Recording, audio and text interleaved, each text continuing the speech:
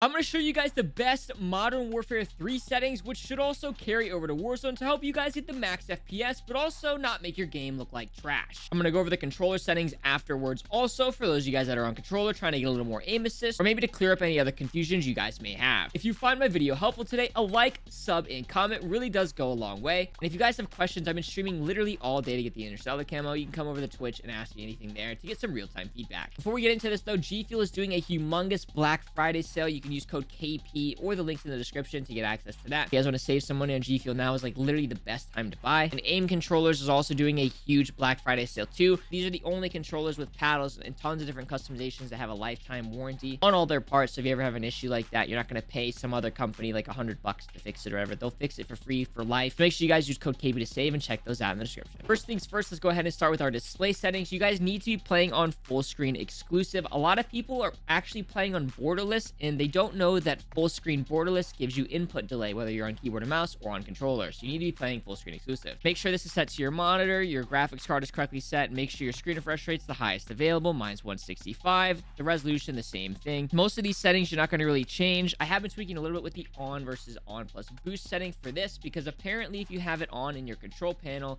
you may not need to have this on boost at all. I haven't noticed a huge difference, so I'm just leaving it on boost. Eco mode I leave on custom. You don't want your game to be like lowering the power draw and hence your performance while you're playing the game. You don't want that on at all. So if you guys do have that on, make sure you guys turn that off. Custom frame limit, I just make my frames in the menu and when I'm tabbed out 60. You don't need it to be higher than that. No point of torching your graphics card when you're sitting at the main menu. It's kind of dumb in my opinion. HDR, you should leave that off. It's crap. Now for the quality settings, this is kind of the meat and potatoes, if you will, just for lack of a better word. The upscaling and sharpening, I did see a tweet talking about DLSS on the newest driver that they just released a couple days ago, increasing your performance by like 1.8, but definitely take that with a grain of salt. If you're playing with DLSS on, you might get more frames, but it's dynamically changing the actual resolution of your game. It looks really bad, to be honest with you. It's not something you want to do. It's not something anybody that takes the game seriously or wants to play the game competitively will ever use, so make sure you guys don't have that on. I think this setting by default is on off, and I highly recommend changing that to Fidelity Cast. It's basically just like sharpening for your game. I turn it all the way up. It kind of gives you that like clarity that this game kind of lacks. The game and the character models kind of look crap. Like for example, if you look at my character here, he doesn't really look very sharp, and the maps and everything like that in the game will also kind of keep that same dullness. But when I go back to my graphic settings and I turn on Fidelity Cast and set it all the way to 100, I apply it and my character is very visibly much clearer. It's sharper. It's easier to see people. You do take a performance hit for this, but it's definitely worth it in my opinion. Everybody that plays this game and takes it seriously is going to be using this setting just to kind of get that extra clarity. You need it in this game. PRM target, I put it at 90. Variable rate shading, you should probably leave this off, but I like the extra quality. If you want max performance, you want that to be on off. Texture resolution, I leave these both on normal. I really don't think there's a huge performance difference when it comes to putting these on low versus on normal. If you guys think that it does, and you guys are super anal about the extra like 2 frames, and put it on very low if you guys want. That visual quality boost that you kind of get, to me, is 100% worth it. Depth of field, I put off. Detail quality, you want it to be low. Particle, very low. Bullet impacts, off. Persistent, off. You want the shader quality to be low. The on-demand texture streaming, you can leave this on if you want. I don't think it has a big effect on any of the frames at all. I turn it on. Low textures I put on normal. Don't notice a big difference there with the frames. Shadow quality normal. Screen space shadows you want off. Occlusion off. SSR off. You want the static to also be low. Tessellation you should be using either off or near. I like it to be on. It does take a small hit to your FPS. If you guys are again wanting the max FPS, just turn it off. It adds a little bit more of that clarity that I kind of like for my game, and so those frames for me are worth it. Memory I put on max. Volumetric quality low. Physics off. Water quality is another one that actually does take a pretty big hit when it comes to the frames. However, I like to leave it on all because there's a good amount of water in this game, especially in the picture here that it shows from sub base, I believe. So I think that extra quality, especially when it comes to trying to see people in the water, is very helpful. If you want a little bit of those extra frames, again, a quick little tip for you guys. The water caustics feature is actually the feature that lets you see people through the water more clearly. So if you guys don't want to have it on all and you want to boost your frames a little bit, just take off the water wetness and just use water caustics. That's the setting that's going to let you see people through the water. I play max FOV. A lot of people play on 100 to 120 in this game.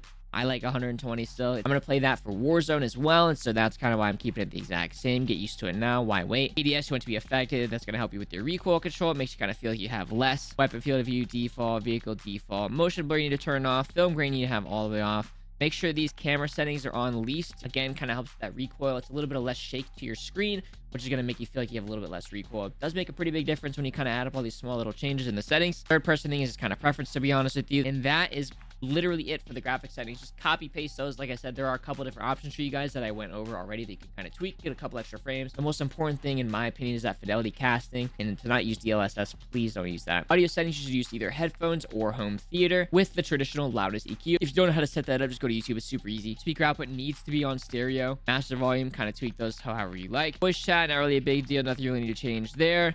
All these music settings are just kind of preference. I do actually like to change the hit marker sounds to the classic. It just sounds more satisfying. You know, it's fitting when you're playing the older maps and you have kind of the old hit marker sounds. So that's a nice thing you can change if you want. And now for my controller settings, a lot of you guys in my chat, especially over the last couple of days, have been asking me these. I play on the default button layout. I don't think you really need to change anything like that unless you're using like literally a standard controller, then maybe tactical, simply because of the fact that you do need to be able to slide cancel in this game. This is a movement COD, and being able to move around efficiently is going to save you a lot. So I would change this maybe if I wasn't using an aim controller, which by the way, they're having a huge sale right now, code KP. Bumper pings, I leave those off. I don't play flipped. I have the mouse click triggers on my controller, so whenever I click, I have nice clicks, so I don't need that at all. You can flip that though too if you do play on a default controller. It'd be much more responsive. It's just less to press down before it actually triggers the action. Vibration, I turn that off. That's a little bit of a preference thing. I don't think the vibration is really worth it, especially if you're trying to be accurate. Having something shaking in your hand while you're trying to make fine-tuned movements doesn't really seem too efficient. It was weird for me to initially switch to it a few years ago, but I do think it's worth it. The dead zones, I play on 370, 399, just to go kind of in that order. And both of the triggers is 0. You shouldn't be using trigger dead zones. It's on 15 by default.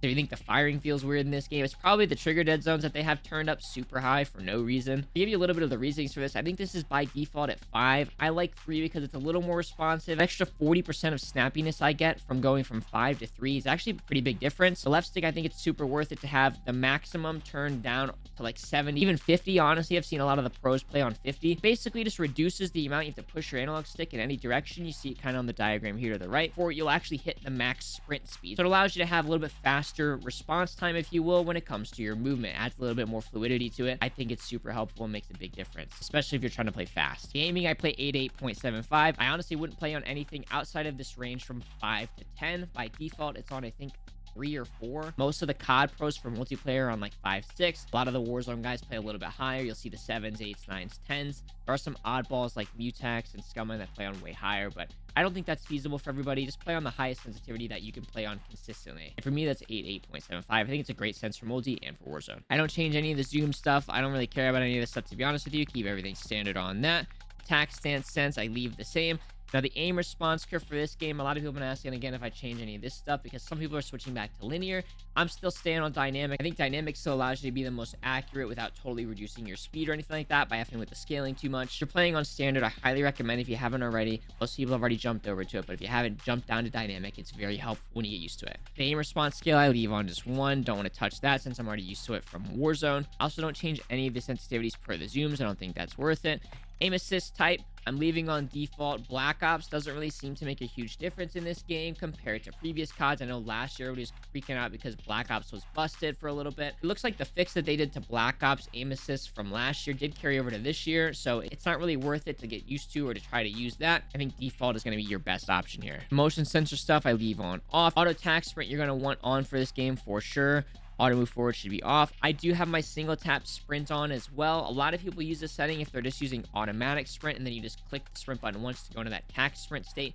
Gives you a little bit more control over when you can kind of tack sprint. That's kind of the reasoning for that. I don't know if it's really worth trying to get used to that. It could be for you. It might fit your playstyle, so just kind of keep that in mind as an option if you don't like how the sprint feels. But they just pushed the update yesterday to actually allow you to have that faster refresh time on your tack sprint. So I don't know if it's really worth it to play like that anymore. So I'm using just the auto tack sprint instead of the automatic sprint. But I leave the single tap sprint setting on anyway. Grounded mantle I actually turn off. So the only time I can actually mantle something is if I jump and then climb onto it. There's a lot of little ledges and just random doors and spots you can accidentally mantle on, and I don't want that to happen mid gunfight in this game. There's a really funny clip of Scump actually jumping onto a wall. And the reason he did that is actually because of this setting. So I just turn it off, man. There's a lot of stupid things like that. You don't really need it. Automatic airborne mantle you want off as well. The mantle hang thing that everybody hated last year, you can actually turn that off. So I turn that crap off too. It's a stupid setting. Nobody wants to actually use that stuff. Almost always is harmful to you anyway. So just turn it off. It slows you down by a lot. Slide and dive behavior. This is a very, very, very important setting. Probably the most important setting in this video for controller players trying to move around and stuff like that to actually change. By default, I believe it's on tap to slide, but if you actually change this slide only, aka just totally remove the dive option, it removes that delay where the game is trying to decide if you're going to slide or if you're going to dive, because the only option you have is actually just slide only. So it makes your slide canceling and your kind of movement significantly more fluid. It's a very, very big difference. So 100% you need to change this to slide only if you guys don't already. It'll instantly make your game feel better. Plunging underwater, I have on free dive. Parachute auto deploy, turn that off. We don't really even use that in this game anyway, but printing door bash I leave on. The ledge climb behavior, mantle only. Slide to cancel sprint, you want this to be on as well. And then the ADS settings, man, most of these I leave. I do have the tack stance on. You can turn this off entirely, but it's still going to do that kind of weird sideways thing when you go to slide unless you're running the correct boots, those tack pads. So I just leave it on the default. Some of the camo challenges you have to use tack stance too, so I leave it on that. I use tap to reload for multiplayer. I don't like accidentally picking up guns. I did try prioritize reload too, but I found that it was a little buggy. I'd still sometimes accidentally pick up a gun and it would actually get me killed, so I switched off of that, albeit a good setting to use as well. It does unfortunately bug out a little bit and you will accidentally pick up stuff off the ground, so I use tap to reload instead. Armor plates, I apply all. It doesn't really matter. My backpack control is on stick. Most people use directional buttons. I'm weird. I like using my analog stick. It's a more of a Warzone setting. You don't really need it. Depleted ammo switch I have on. Manual fire behavior I have it on press. And then all these settings you can leave these on default. There's nothing in here that you really need to change anymore. That's the graphic settings. That's the controller settings. Again, hopefully this helped you guys out. If you have any more questions, I'm live on Twitch right now. To come through, ask me questions, give me some feedback, whatever it may be. I'm here to help you guys out. And again, if you found today's video helpful, please consider subscribing for literally everything Call of Duty. I'm addicted. I just finished a 33-hour stream yesterday. It's so bad for you. So bad for you. But that's all I do, man. I eat, sleep, breathe COD. I love it. I'm very grateful for you guys giving me the opportunity to do it. But with that, I hope you guys have a great rest of your day.